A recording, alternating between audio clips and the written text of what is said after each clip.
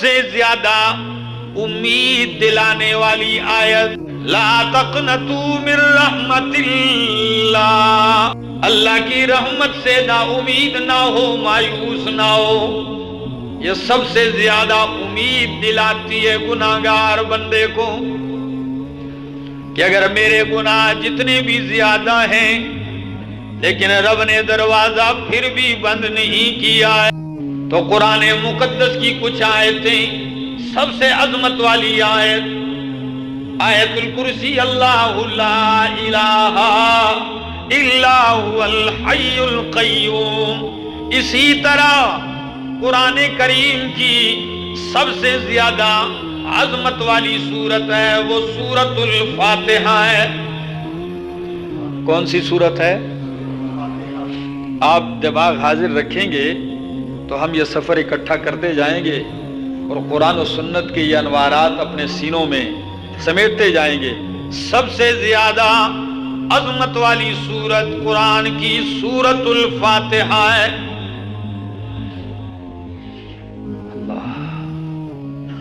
قرآن مقدس کہتا ہے وَلَقَدْ آتَيْنَاكَ سَبْعًا مِّنَ الْمَثَانِي وَالْقُرْآنَ الْعَظِيمِ. سورہ حجر اور سورہ فاتحہ بھی مکی سورت ہے.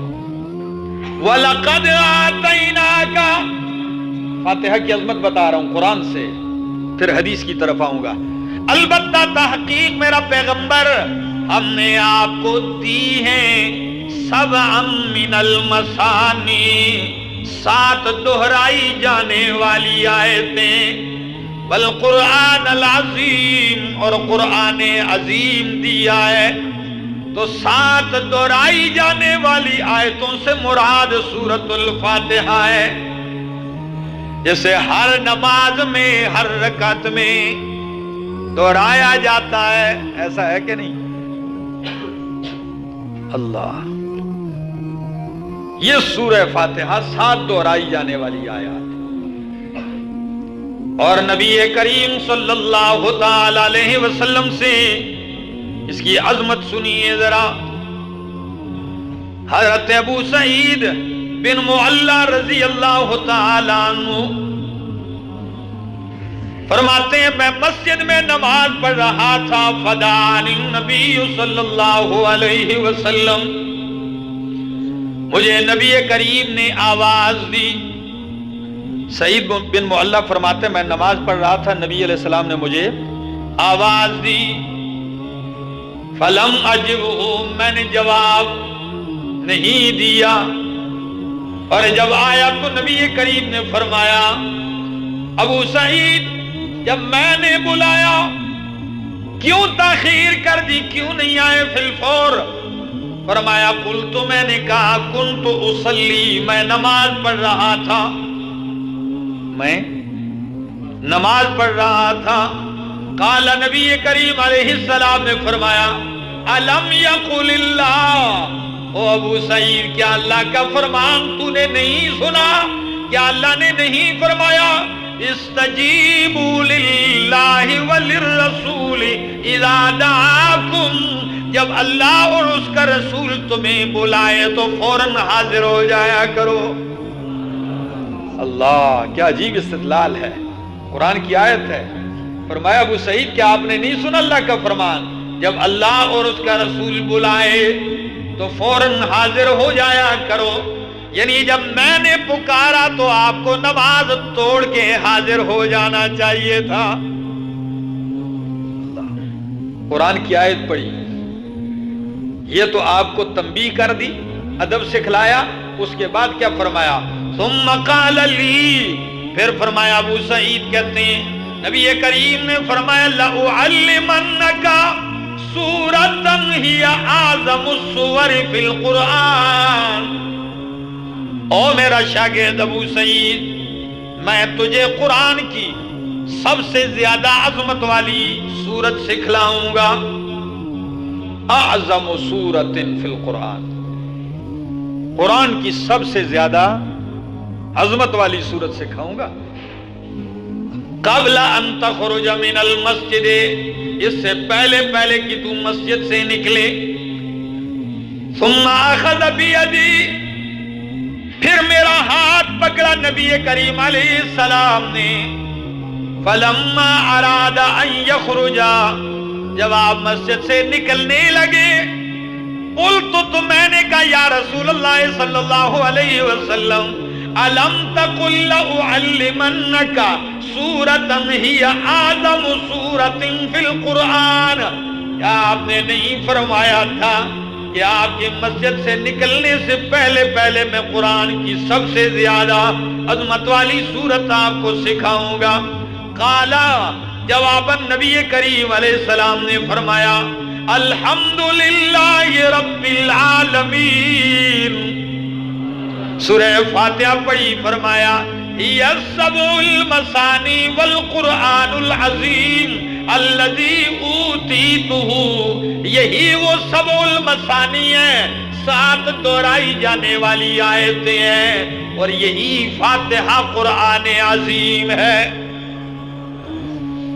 تو فاتحہ کا ایک نام سبع المثانی اور ایک نام قرآن عظیم ہے. ہی السبع المثانی والقرآن العظیم، یہی وہ 7 دہرائی جانے والی آیتیں اور قرآن عظیم ہے.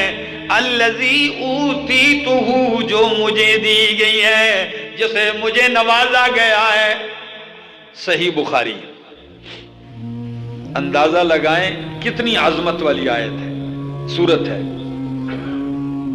اور اس کی عظمتیں کیا کیا بیان کرتا جاؤں. موطا امام مالک، سنن ترمذی کی حدیث ہے، نبی علیہ السلام نے فرمایا حضرت ابی بن کعب رضی اللہ تعالی عنہ سے، فرمایا اے ابی، ما انزل اللہ فی التوراۃ ولا فی الانجیل ولا فی القرآن مثل ام القرآن. اللہ نے تورات میں، انجیل میں، زبور میں، قرآن کے اندر بھی سورہ فاتحہ جیسی کوئی سورت نازل نہیں کی. نہ تورات میں، نہ انجیل میں، نہ زبور میں، نہ ہی قرآن میں سورہ فاتحہ جیسی سورت ہے کوئی. اتنی عظمت والی سورت، اتنی شان والی سورت ہے یہ. اور یہی نہیں، ذرا آپ سنیے اور لطف اٹھائیے، کیا کمالات ہیں اس سورت کے اور کیا عظمتیں ہیں اس سورت کی. نبی کریم صلی اللہ تعالی علیہ وسلم، حضرت عبداللہ ابن عباس رضی اللہ تعالی عنہ، کون سے ابن عباس جنہیں دنیا حدیث میں، دنیا علم میں نام دیا جاتا ہے ترجمان القرآن، حبر الامت، امت کا سب سے بڑا عالم کہا جاتا ہے. 14-15 سال کی عمر ہے، لیکن بدرین صحابہ کے برابر ان کو بٹھایا جاتا ہے، جلیل القدر صحابہ کے برابر ان کو بٹھایا جاتا ہے. کسی نے حضرت عمر سے پوچھ ہی لیا تھا کہ عمر، آپ ابن عباس کو جو 14-15 سال کے لڑکے ہیں، آپ ان کو ہمارے برابر بٹھا دیتے ہیں، حالانکہ ہمارے بچوں کے ہم عمر ہیں، ہمارے بچوں سے بھی چھوٹے ہیں. تو حضرت عمر نے فرمایا اللہ کی قسم میری کیا ہمت ہے، آپ کو پتا ہے اسے آپ کے برابر بٹھایا ہے تو قرآن کے علم نے بٹھایا ہے. اس کی عمر کی طرف نہ دیکھو، اس کے علم کی طرف دیکھو کہ قرآن کا کتنا علم ہے اس کے پاس. اور کیوں نہ ہو ہری پور والو، نبی کریم صلی اللہ علیہ وسلم کی سنگت میں رہے. ایک دن ایسا ہوا، نبی علیہ السلام حاجت کے لیے جا رہے تھے. یہ تو چھوٹی عمر کے تھے نا، انہیں خیال آیا کہ بھائی جب حاجت کے لیے جا رہے ہیں تو ضرور پانی کی بھی ضرورت پڑے گی، آپ آئیں گے تو وضو بھی فرمائیں گے. تو یہ فوراً گئے، کنویں میں ڈول ڈالا، بوکا نکالا ڈول اور لوٹا بھرا، اور جا کے نبی علیہ السلام کے پاس رکھ کے آ گئے. نبی علیہ السلام جب حاجت سے فارغ ہوتے ہیں، دیکھتے ہیں لوٹا پڑا ہے. فرمایا من وضع لی ھذا، کس نے رکھا ہے؟ یہ ڈرتے ہوئے کہنے لگے یا رسول اللہ میں نے رکھا ہے۔ نبی کریم نے فرمایا کسی نے حکم دیا تھا؟ فرمایا نہیں، کسی نے نہیں کہا، میرے اپنے دل نے کہا۔ فرمایا پھر اٹھیے۔ اٹھایا اور فرمایا قریب ہو جا میرے۔ نبی کریم نے ابن عباس کو یوں اپنے سینے سے دبا لیا۔ اللہ اکبر، سینہ نبوت ہے۔ کون سا سینہ؟ علم نشرح لک صدرک والا۔ اس سینے سے جب آپ نے یوں لگایا، دبانے کے بعد کیا فرمایا؟ فرمایا اللہم علمہ الکتاب والتاویل۔ اللہ میرے چچا زاد بھائی ابن عباس کو اپنی کتاب کا علم عطا کر دے۔ جب نبی کی دعا پا گیا تو پھر آپ اندازہ لگائیں کہ ان کا علم کتنا ہوگا۔ ان سے سنیے، حضرت عبداللہ ابن عباس رضی اللہ تعالیٰ عنہ فرماتے ہیں، کہتے ہیں ایک روز نبی کریم صلی اللہ علیہ وسلم کی مجلس میں جبریل بیٹھے ہوئے تھے۔ جبریل بیٹھے ہوئے، اچانک اوپر سے دروازہ کھلنے کی آواز سنائی دی۔ آسمان میں دروازہ کھلنے کی آواز سنائی دی، جیسے کوئی بندہ دروازہ کھولتا ہے۔ جبریل نے اوپر سر اٹھا کے دیکھا، نبی کریم صلی اللہ علیہ وسلم نے بھی نگاہیں اٹھائیں تو جبریل نے کیا فرمایا؟ فرمایا یا رسول اللہ، یہ وہ دروازہ ہے آسمان کا جو آج سے پہلے کبھی نہیں کھلا ہے۔ یہ دروازہ پہلے کبھی نہیں کھلا، اور اس سے جو فرشتہ آج اتر کے آ رہا ہے، یہ فرشتہ بھی کبھی آسمان سے نیچے نہیں آیا، یہ پہلی دفعہ آ رہا ہے۔ جب یہ منظر، توجہ ادھر ہی ہو گئی، نگاہیں ادھر ہی لگ گئیں، وہ فرشتہ آ کے کیا کہنے لگا یا رسول اللہ صلی اللہ تعالی علیہ وسلم، ابشر بنورین، ابشر بنورین، آپ کو مبارک ہو، آپ کو خوشخبری ہو دو نوروں کی۔ اللہ نے آپ کو دو نور عطا کیے جو آپ سے پہلے کسی نبی کو بھی اللہ نے وہ نور نہیں دیے۔ فرمایا کون سے دو نور ہیں جو کسی نبی رسول کو نہیں ملے آپ کے علاوہ؟ وہ کیا ہے؟ فرمایا پہلا نور فاتحۃ الکتاب، سورہ فاتحہ ہے، اور دوسرا نور سورہ بقرہ کی آخری آیتیں ہیں۔ سورہ فاتحہ اور سورہ بقرہ کی یہ دو نور ہیں۔ اب جو آخری جملے ہیں وہ بھی ذرا سن لیجئے اور ایمان تازہ کر لیجئے۔ فرمایا یہ وہ دو نور ہیں کہ جب بھی آپ پڑھیں گے، جو شخص یہ دو آیتیں پڑھے گا، اس کی مانگی ہوئی ہر چیز اسے ضرور دی جائے گی۔ تو ہمیں فاتحہ کی عظمت،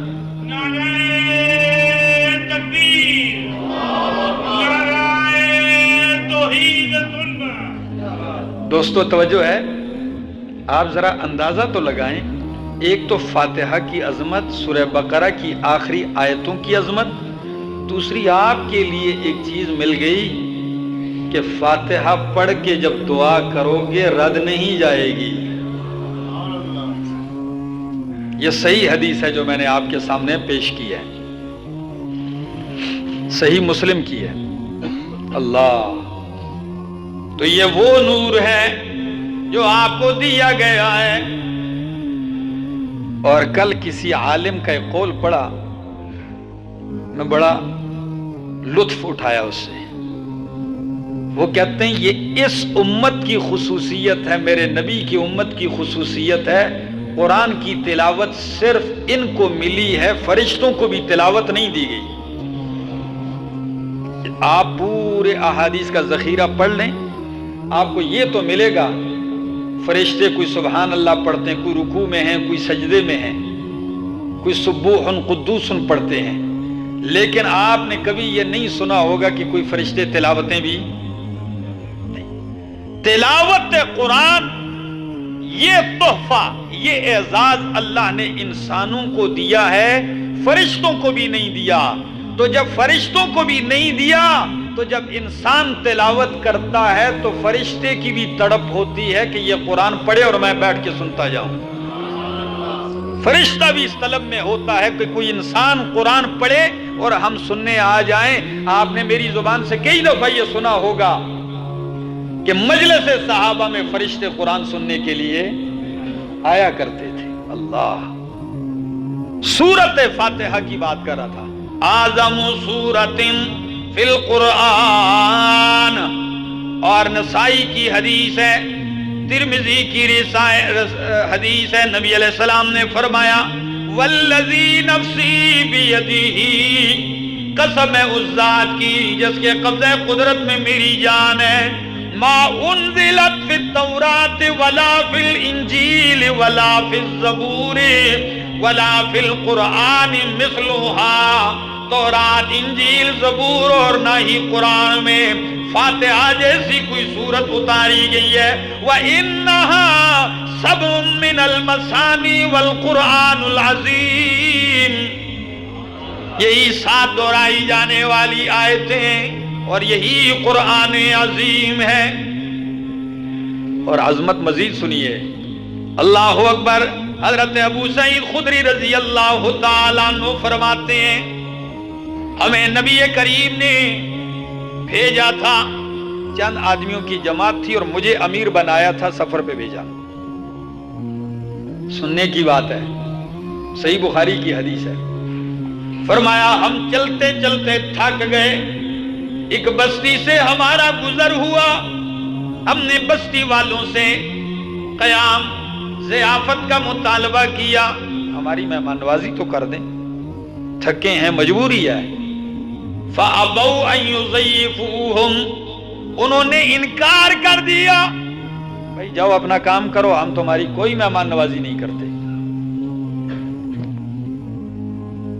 یہ حدیث سننے کے لائق ہے اور پھر سمجھنے کی بھی ضرورت ہے۔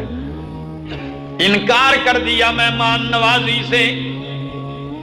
صحابہ کرام ابو سعید خدری رضی اللہ تعالیٰ عنہ کی عمارت میں وہیں ٹھہر گئے، ابھی چلے ہی نہیں تھے، زیادہ نہیں چلے تھے، قریب ہی تھے کہ اسی بستی کا سردار، اسے بچھو نے ڈنس دیا، سانپ لڑ گیا اسے، جب بچھو بہرحال ایک چیز اسے ڈنس دیا اس کو، اب سارے گاؤں میں اس کا علاج ہو رہا ہے، علاج ہی نہیں ہو رہا، تکلیف بڑھتی جا رہی، دوائیاں ہو رہی ہیں، نسخے استعمال کیے جا رہے ہیں، بندہ ٹھیک نہیں ہو رہا۔ تو کسی ہوشیار نے کہا اللہ کے بندو، یہ مسافروں کا ایک قافلہ گزر رہا تھا، ہو سکتا ہے اس میں کسی کے پاس کوئی حکیم ہو، کوئی نسخہ ہو، یا کوئی جھاڑ پھونک کرنے والا، دم کرنے والا ہو تو ہمارا کام ہو جائے۔ سردار اٹھائے آگے، جی او قافلے والو، ہمارا لیڈر اسے کوئی ڈنس کے چلا گیا، کوئی چیز مر رہا ہے، اگر آپ میں سے کوئی دوائی ہو کسی کے پاس یا کوئی دم کرے۔ ابو سعید کہنے لگے، میں نے کہا نہیں، آپ کا رویہ یہ تھا کہ ہماری مہمان نوازی بھی نہیں کی، جھڑک دیا، انکار کر دیا، اتنا اکرام بھی ہمارا نہیں کیا آپ لوگوں نے۔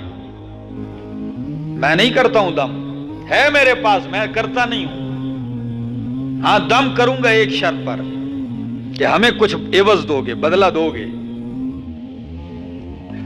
تو وہ کہنے لگے اچھا اس طرح کرتے ہیں، ہم 30 بکریاں آپ کو دے دیں گے، اتنی بکریاں دے دیں گے، بس کسی طریقے سے آپ دم کر لو۔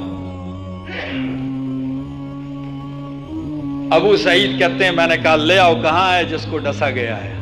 جب وہ لائے، میں نے آپ ڈسی ہوئی جگہ کے اوپر ہاتھ رکھا، 7 مرتبہ سورہ فاتحہ پڑھی، وہ بالکل ٹھیک ہو گیا، بالکل ٹھیک ہو گیا۔ جب وہ ٹھیک ہوا تو انہوں نے کہا بکریاں دے دو ان کو، تو بکریاں تو ان کو مل گئیں۔ اب راستے میں اختلاف پڑ گیا، کسی نے کہا جی اب ذبح کرو، اب شروع کر دو، تقسیم کرو، اتنا مال مل گیا۔ نے کہا نہیں، کام تو ہم نے اوپرا سا کیا ہے، اب جب تک نبی علیہ السلام کے پاس جا کے ان سے رائے نہیں لیں گے، پوچھیں گے نہیں، تو کوئی فیصلہ نہیں ہوگا۔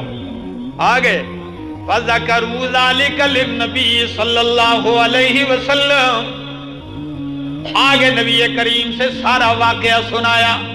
اللہ کے پاک پیغمبر صلی اللہ علیہ وسلم نے فرمایا من أين علمتم أنها رقية، اللہ کے بندو تمہیں کیسے پتا چل گیا کہ اس سے دم بھی ہوتا ہے؟ سن لو، احسنتم، تم نے اچھا کیا ہے، وَاضْرِبُوا لِي مَعَكُمْ بِسَهْمٍ، ان بکریوں میں میرا حصہ بھی رکھو، تم نے اچھا کیا ہے، میرا بھی حصہ رکھ لو۔ اب اس حدیث سے کچھ چند چیزیں سمجھ میں آ رہی ہیں، اس کی وضاحت ضروری ہے۔ ایک یہ کہ فاتحہ میں جسمانی علاج اور شفا بھی ہے، اور خاص کر سانپ بچھو کا ڈسا ہوا مریض ہو تو اسے شفا ملتی ہے، بہترین دم ہے سورہ فاتحہ اس کے لیے۔ ایک بات تو یہ واضح ہو گئی۔ اور کسی عالم نے بڑا عجیب استدلال کیا ہے، وہ کہتے ہیں یہ قبیلے والے، یہ گاؤں والے مسلمان بھی نہیں تھے، اگر مسلمان ہوتے تو مسلمان مسافروں کا خیال تو کرتے نا، مسلمان بھی نہیں تھے۔ وہ کہتے ہیں جب فاتحہ کا دم اس شخص پر کیا گیا جو محل بھی نہیں ہے، دم کے لائق بھی کافر ہے یا غیر صالح، کم از کم یقین بھی نہیں رکھنے والا، تو اگر اس کا اثر اس پر ہے تو جو فاتحہ کو سمجھتا بھی ہو، مانتا بھی ہو، اس کے اوپر پڑا جائے تو کیوں کر اثر نہ ہوگا؟ جب ایسے لوگوں پہ اثر کرتا ہے تو ایک مومن پہ آپ دم کریں گے تو کیوں اثر نہیں ہوگا؟ اور دوسری بات، کچھ لوگوں نے اس سے ایک نیا مسئلہ سمجھ لیا کہ جی بادشاہو بس گدی بنا لو، دم کرو اور پیسے بٹورو۔ تو انہوں نے اس حدیث کو اپنی دکانداری کے لیے دلیل بنا دیا، اور اب باقی سارا کام چھوڑ کے باقاعدہ ایک مکان میں بیٹھ گئے ہیں، باہر لوگ ٹکٹ والے کھڑے ہیں، ٹھیک ہے جی، وہ ٹکٹ بھی تقسیم کر رہا ہے جس طرح ڈاکٹر کے پاس لائنیں لگی ہوتی ہیں، اور پھر آتے ہیں، پھر پیسے لیے جاتے ہیں۔ دلیل یہ حدیث ہے۔ علماء نے فرمایا اس حدیث سے کسی صحابی نے یہ استدلال کبھی نہیں کیا کہ یار اتنی پریشانی کا دور ہے، چلو کوئی ایک صحابی گدی بنا کے بیٹھ جاتا اور لوگوں کو کہتا آؤ دم کرائی جاؤ، جی انہیں وہ استدلال نہیں ملا اور آپ کو مل گیا۔ پھر دکان ہی آپ نے بنا لی، تجارت ہی آپ نے شروع کر لی، تو وہ کہتے ہیں انہوں نے جو لیا اس کا جواب بھی محدثین نے دیا ہے۔ فرمایا اس کا جواب یہ دیا کہ اصل میں وہ لوگ کافر تھے، انہوں نے ان کی مہمان نوازی کرنے سے انکار کیا تھا، پھر جب انکار کیا تھا اور مجبوری کی حالت تھی تو ان سے لیا ہوا مال یہ مال غنیمت تھا۔ کیا تھا؟ اور غنیمت کی وجہ سے تبھی تو اللہ کے پاک پیغمبر نے فرمایا میرا حصہ بھی رکھو۔ اگر یہ دم کی اجرت ہوتی تو پھر جس نے دم کیا حصہ صرف اسی کا ہوتا، نبی علیہ السلام اپنا حصہ اس میں نہ مانگتے۔ نبی نے جو حصہ مانگا ہے دلیل ہے یہ مال غنیمت کے طور پر لیا ہے۔ ہمارے لیے سبق یہ ہے، ہاں کوئی بندہ آپ کو ملتا ہے آ جائے، آپ اس کو دم کر دیں، اگر آپ نہیں کر سکتے اسے کہہ دیں یہ سورت پڑھ کے دم کر لو۔ قرآن وہی ہے، پڑھنے والے پڑھتے جائیں، عمل کرتے جائیں اور کام ہوتا جائے گا۔ لیکن اس کو ایسی تجارت کا ذریعہ، دکانداری کا ذریعہ بنانا کسی طور بھی جائز نہیں ہے۔ تو میں بات کر رہا تھا کہ سورہ فاتحہ اتنی عظمت والی، شان والی سورت ہے، اور ذرا سنیے سورۃ الفاتحہ، سورۃ الفاتحہ شان عظمت اتنی ہے کہ اس کے 50 کے قریب لگ بھگ نام ہیں۔ کتنے نام ہیں؟ 50 تک، مستقل تصانیف اور جلدوں میں اس کی تفاسیر لکھی گئی ہے۔ حضرت علی رضی اللہ تعالیٰ عنہ کی طرف قول منسوب ہے، فرماتے ہیں اگر صرف سورہ فاتحہ کی تفسیر لکھ دوں تو 40 اونٹ لاد کے چلیں، اتنی جامع ترین صورت ہے، اتنی اہمیت کی حامل صورت ہے۔ پریشان ہو فاتحہ پڑھ لو اپنے دل پہ، دعا کرو اللہ میرے دل کی پریشانیاں دور کر دو، دیکھنا اس کا اثر کیا ہے۔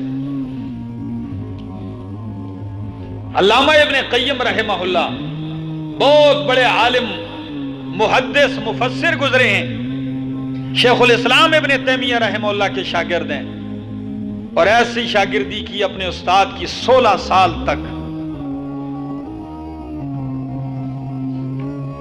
وہ خدمت کی ہے کہ ایک دنیا میں مثال ہے، کہتے ہیں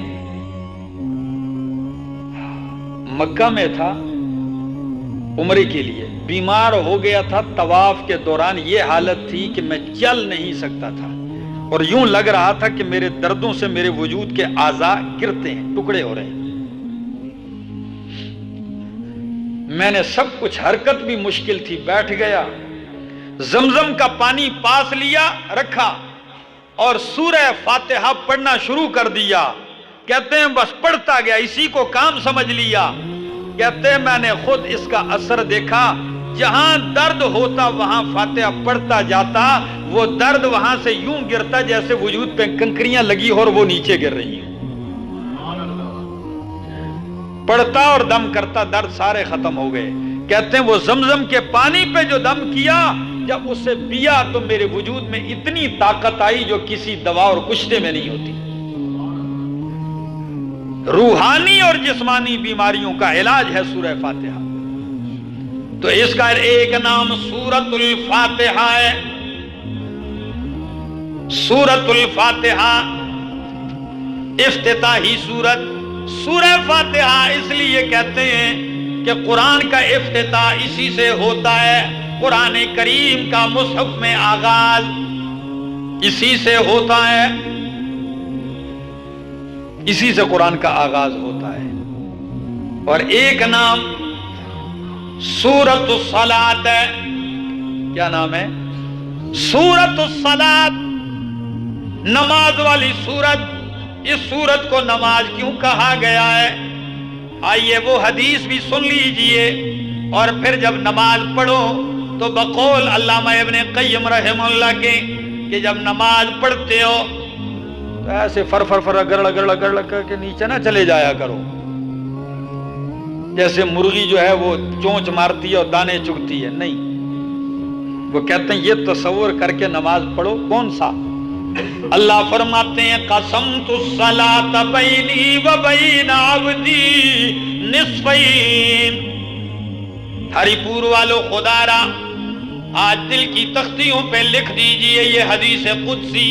حدیث قدسی کا مطلب یہ ہے فرمان الہی بزبان مصطفیٰ، کہ فرمان اللہ کا ہے اور الفاظ نبی کریم صلی اللہ علیہ وسلم کے ہیں۔ اللہ فرماتے ہیں قسمت الصلاۃ بینی و بین عبدی نصفین، میں نے سورہ فاتحہ اپنے اور اپنے بندے کے درمیان آدھی آدھی تقسیم کر دی ہے۔ اب آدھی آدھی 3.5 آیتیں میرے حصے میں، 3.5 آیتیں میرے بندے کے حصے میں، اور اس تقسیم پہ قربان جاؤں، کیا عجیب تقسیم ہے۔ فرمایا اس طرح تقسیم کی ہے فَإِذَا قَالَ الْعَبْدُ، جب بندہ نماز میں کہتا ہے الحمدللہ رب العالمین، تو قال اللہ جواب میں کہتے ہیں حمدنی عبدی، میرے بندے نے میری تعریف کی ہے، حمد کی ہے۔ تو علامہ ابن قیم کہتے ہیں جب الحمدللہ رب العالمین کہہ چکو نا تو یوں انتظار کرو گویا تم رب کی بات جواب کا انتظار کر رہے ہو، کیونکہ تقسیم ہے نا۔ بندہ جب کہتا ہے الحمدللہ رب العالمین تو اللہ فرماتے ہیں حمدنی عبدی، میرے بندے نے میری حمد بیان کی ہے۔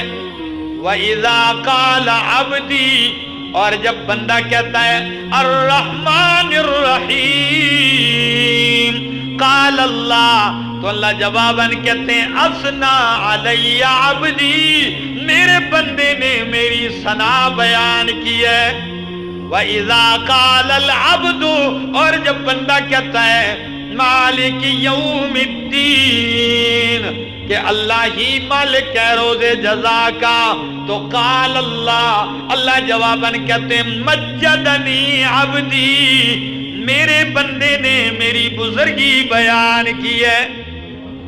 اور ایک دوسری حدیث کا لفظ بھی ملا لیتا ہوں، بعض روایات میں یوں بھی آتا ہے جب بندہ کہتا ہے مالک یوم الدین، تو اللہ فرماتے ہیں فوض الی عبدی، میرے بندے نے اپنے آپ کو میرے سپرد کر دیا ہے۔ وَإِذَا قَالَ، اور جب بندہ فاتحہ میں پڑھتا ہے ایاک نعبد وایاک نستعین، تو اللہ فرماتے ہیں ھذا بینی وبین عبدی، یہ حصہ میرا اور میرے بندے کے درمیان مشترک ہے، یہ حصہ میرے اور میرے بندے کے درمیان مشترک ہے۔ وَلِعَبْدِي مَا سَأَلَ، جو میرا حصہ ہے وہ تو میرا ہے، اور میرے بندے نے جو مانگا ہے وہ اس کے لیے۔ اب یہ کون سا اللہ کا ہے کون سا بندے کا، سن لیجئے۔ ایاک نعبد، اللہ ہم خاص تیری ہی عبادت کرتے ہیں، یہ اللہ کا حصہ ہے، یعنی عبادت اللہ کا حق ہے، آپ نے اللہ کو دے دی۔ وَإِيَّاكَ نَسْتَعِينُ، خاص تجھ ہی سے مدد مانگتے ہیں۔ اللہ فرماتے ہیں یہ میرے بندے کا حصہ ہے، اس نے عبادت مجھے دی ہے تو میں نے اپنی مدد اسے دے دی ہے، مدد مانگی ہے میں نے کر دی ہے۔ وَإِذَا قَالَ، اور جب بندہ کہتا ہے اهْدِنَا الصِّرَاطَ الْمُسْتَقِيمَ صِرَاطَ الَّذِينَ أَنْعَمْتَ عَلَيْهِمْ غَيْرِ الْمَغْضُوبِ عَلَيْهِمْ وَلَا الضَّالِّينَ، جب یہ پڑھتا ہے قَالَ، تو اللہ فرماتے ہیں ھذا لِعَبْدِي، یہ حصہ سارا میرے بندے کا ہے، ہدایت مانگ رہا ہے، انعام یافتہ لوگوں کا راستہ مانگ رہا ہے، غضب کیے ہوئے لوگوں کے راستے سے پناہ مانگ رہا ہے، گمراہوں کے راستے سے پناہ مانگ رہا ہے۔ تو وَلِعَبْدِي مَا سَأَلَ، جو میرے بندے نے مجھ سے مانگا ہے میں نے عطا کر دیا ہے۔ اب یہ بندہ کوئی سمجھے گا تو نماز میں یہ تصور کرے گا نا جی، سمجھے گا ہی نہیں ہے تو وہ تو یوں ہی سمجھے گا کہ فاتحہ تو مردوں کی صورت ہے جی، کہتے ہیں میں فلاں جگہ فاتحہ خانی، کدھر جی میں فاتحہ کر رہا ہوں، یہ عجیب نام کا رکھ دیا ہے فاتحہ کر رہا ہوں، سمجھو تو صحیح فاتحہ ہے کیا؟ تو میں نے ایک نام لیا سورۃ الصلاۃ، اس کا نام سورۃ الصلاۃ ہے، اور اس کا ایک نام ہے سورۃ الشافیہ، یہ روحانی اور جسمانی امراض سے شفا ہے۔ اس کا ایک نام سورۃ الرقیہ، دم کرنے والی سورت ہے، اس کے ذریعے اپنے آپ کو اپنے بچوں کو بھی دم کیا کرو۔ اور اس سورت کا ایک نام ہے سورۃ الوافیہ، وافیہ پوری پوری۔ اب سورۃ الوافیہ کیوں کہتے ہیں؟ اس کی ایک وجہ یہ ہے جو سفیان ابن عیینہ فرماتے ہیں، امام رازی نے اپنی تفسیر کبیر میں لکھی ہے، سفیان کہتے ہیں اس کو سورۃ الوافیہ اس لیے کہتے ہیں کہ پورے قرآن میں باقی جتنی بھی صورتیں ہیں آپ ان صورتوں کو ادا کر سکتے ہیں۔ کیا مثلا آدھی صورت پڑھی اور آدھی چھوڑ کی اگلی رکعت میں پڑھ لو، آدھی صورت پڑھی آدھی کل پڑھ لو، اس کو ادا کر سکتے ہیں۔ لیکن ایک فاتحہ ہے جس کو ادھورا اور آدھا نہیں کر سکتے، پڑھو گے تو اس کو پورا پڑھو گے، اس لیے سورۃ الوافیہ۔ اور ایک وجہ علامہ سیوطی نے لکھی ہے، وہ کیا فرماتے ہیں؟ وہ کہتے ہیں لِأَنَّهَا جَمَعَتْ لِلَّهِ مَا لِلَّهِ وَبَيْنَ مَا لِلْعَبْدِ. اس سورت کو پوری سورت اس لیے کہتے ہیں پوری کر دینے والی کہ یہ وہ سورت ہے کہ اس سورت میں اللہ اور بندے کے دونوں کے حقوق پورے ذکر ہیں، اللہ کا حصہ بھی اور بندے کا حصہ بھی. اور اس سورت کا نام ہے سورۃ الکفایہ، یعنی یہ وہ سورت ہے جو باقی سورتوں کی جگہ کافی ہو سکتی ہے، لیکن باقی کوئی سورت اس کی جگہ کافی.